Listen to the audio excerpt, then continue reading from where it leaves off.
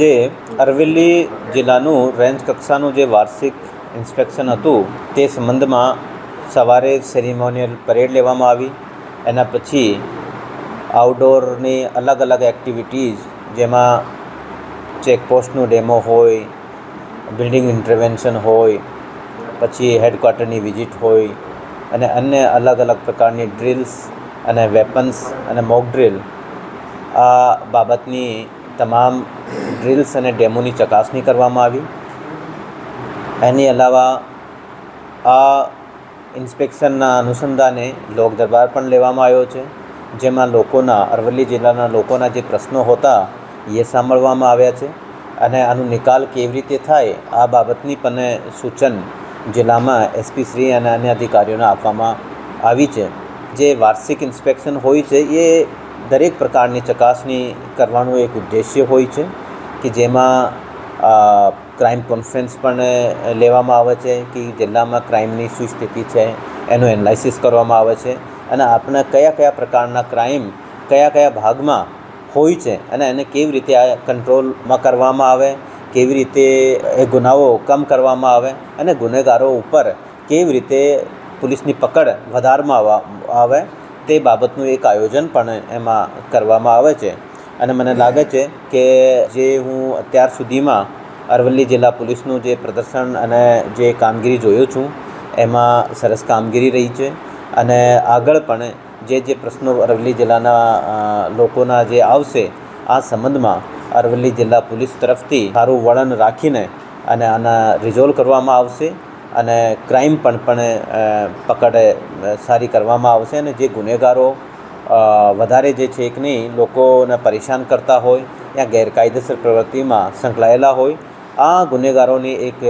List પણ છે અને એ ઓર લિસ્ટ બનાવવામાં આવી રહી છે અને આની પણ ગુનેગારોની જે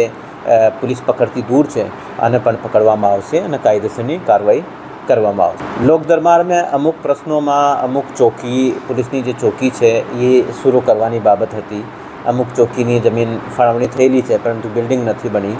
તે બાબતની હતી. એક આપણે મોડાસા શહેરમાં સિગ્નલ લગાવવામાં આવે તે બાબતની પણ એક પ્રશ્ન હતો, જેમાં જિલ્લા વહીવટીતંત્ર, કલેક્ટરશ્રી અને એસપીશ્રી અને નગરપાલિકાની આ સંબંધમાં સિગ્નલ લગાવવા માટે મિટિંગ પણ થઈ છે અને એને આગળ કેવી રીતે વધારવામાં આવે તે બાબતની ફરીથી પણ એક એસપી શ્રીના સ્તરે મિટિંગ કરવામાં આવશે. ટ્રાફિકની સમસ્યા માટે આજે જે લોક દરબાર હતો એમાં કોઈ પ્રશ્નો હતા નહીં, પરંતુ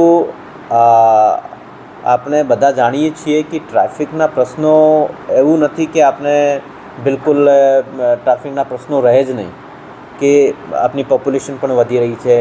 સાથે સાથે અમુક રોડ રસ્તા ઉપર અમુક કામ પણ ચાલતા હોય, કોઈ ડાયવર્ઝન પણ હોય અને વ્હીકલ્સ પણ રોડ ઉપર વધી ગયા છે. તો તે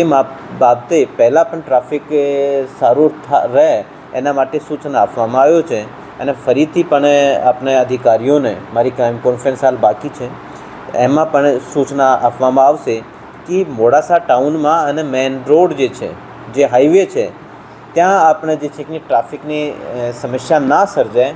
તેના માટે જે પોલીસ ફોર્સ મૂકવાનું હોય, વધારાના માણસો એ મૂકવામાં આવે અને જે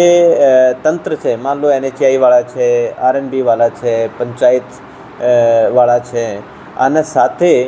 મિટિંગો કરીને અને કોઈ એન્જિનિયરિંગના પ્રશ્નો હોય તો એન્જિનિયરિંગના પ્રશ્નો સોલ્વ કરવામાં આવે કે રોડની માન લો બનાવટમાં કોઈ એન્જિનિયરિંગમાં કોઈ તકલીફ હોય, કોઈ વળાંક ત્યાં પણ કોઈ પ્રકારની પ્રોબ્લેમ થઈ હોય ઠીક કરવામાં આવે અને એવી રીતેનું કામ જે છે કે અન્ય જિલ્લાઓમાં પણ ચાલી રહ્યો છે, તો તે બાબતે પણ કામ કરવામાં આવે. Thank you.